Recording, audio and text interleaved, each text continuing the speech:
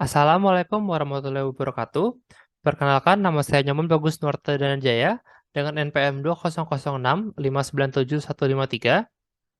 Dan pada kesempatan kali ini, saya akan mempresentasikan laporan akhir kegiatan studi independen saya di Bangkit Akademi 2023 pada Machine Learning Path.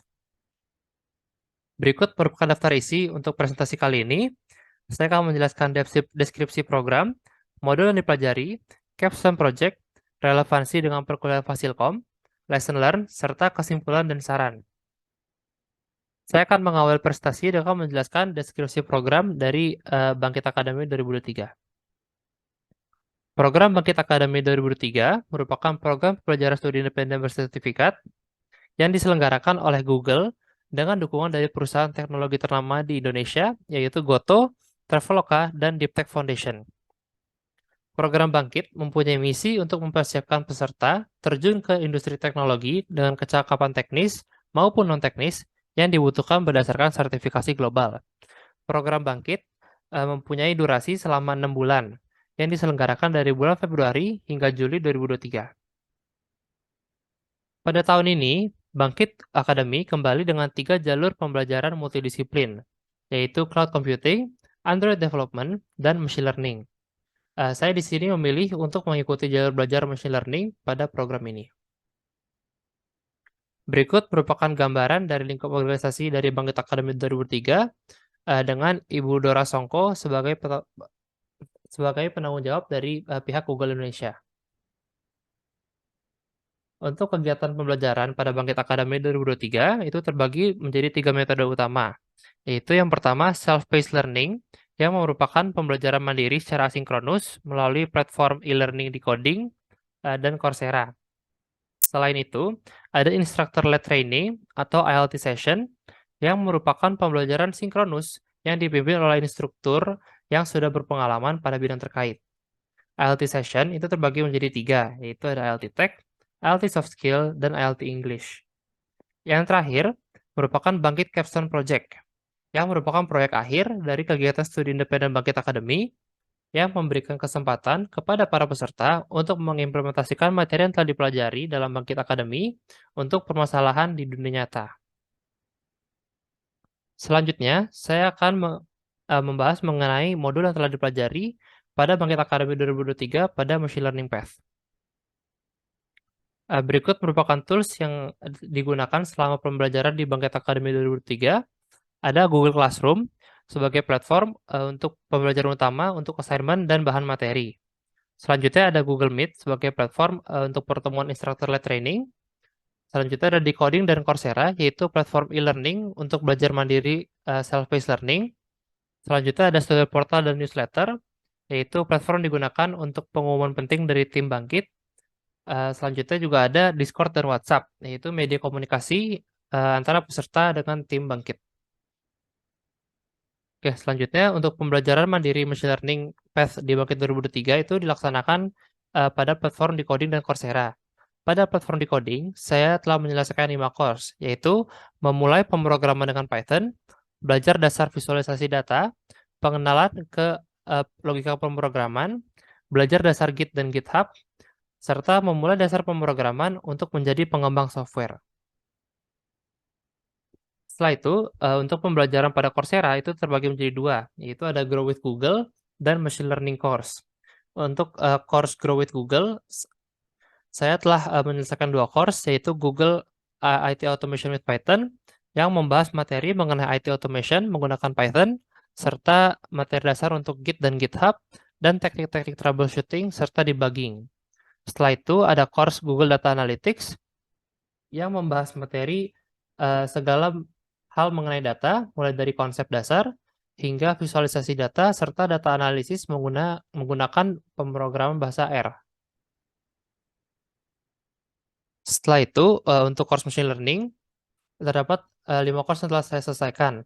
Yang pertama adalah Mathematics for Machine Learning, yang membahas materi aljabar linear, multivariate calculus, serta PCA.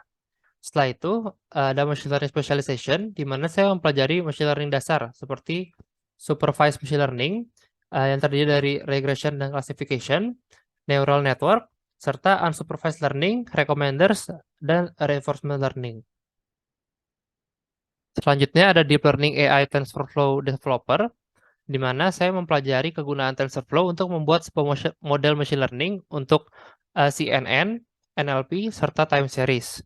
Setelah itu, ada Structuring Machine Learning Projects dan TensorFlow Data and Deployment, di mana saya mempelajari bagaimana cara mendeploy model yang telah dibuat dengan menggunakan TensorFlow.js untuk browser-based model dan TensorFlow Lite untuk device-based model. Selain itu, saya juga mempelajari data pipeline menggunakan TensorFlow Data Services dan skenario advanced deployment lainnya. Setelah itu, juga ada pembelajaran melalui ILT. Yang pertama adalah ILT Tech yang merupakan sesi untuk membahas materi terkait topik machine learning. Bugit Academy menyelenggarakan ILT Tech sebanyak 7 kali dengan topik Introduction to Python and Git and GitHub, Data Analytics, Introduction to Machine Learning, Introduction to Unsupervised Learning and ANN, Advanced Technique in Deep Learning with TensorFlow, Model Development with TensorFlow, dan TensorFlow Development Certification Preparation. Yang kedua adalah ILT Soft Skill yang merupakan sesi untuk membahas materi yang ditujukan untuk mengembangkan kecakapan non-teknis peserta. Bangkit Academy menyelenggarakan ILT Soft Skill sebanyak 7 kali dengan topik Growth Mindset and the Power of Feedback, Time Management, Critical Thinking and Problem Solving, Adaptability and Resilience, Project Management, Professional Communications and Networking, serta Professional Branding and Interview Communications. Yang ketiga adalah ILT English, yang merupakan sesi di mana peserta dapat melatih kecakapan untuk berbahasa Inggris. Bangkit Academy menyelenggarakan ILT English sebanyak 3 kali dengan topik Spoken Correspondence, Expressing Opinions, dan Business Presentations.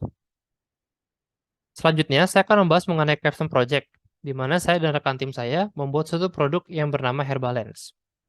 Sebelumnya, saya akan menjelaskan terlebih dahulu latar belakang dari produk yang telah tim saya buat. Menurut LPPM dari Universitas IPB, Indonesia merupakan rumah bagi sekitar 80% tanaman herbal dunia. Namun, dalam beberapa tahun terakhir, masyarakat umum cenderung lebih bergantung pada obat-obatan modern.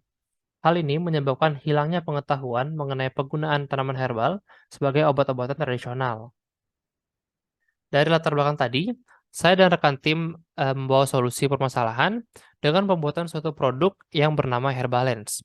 Herbalance merupakan sebuah aplikasi yang memungkinkan pengguna untuk mengidentifikasi tanaman herbal secara cepat, menampilkan berbagai khasiat, serta penggunaan obat menggunakan tanaman tersebut. Berikut merupakan timeline dari Capstone Project kelompok saya. Untuk bagian machine learning, saya dan rekan tim memulai dengan mengumpulkan dan membersihkan data.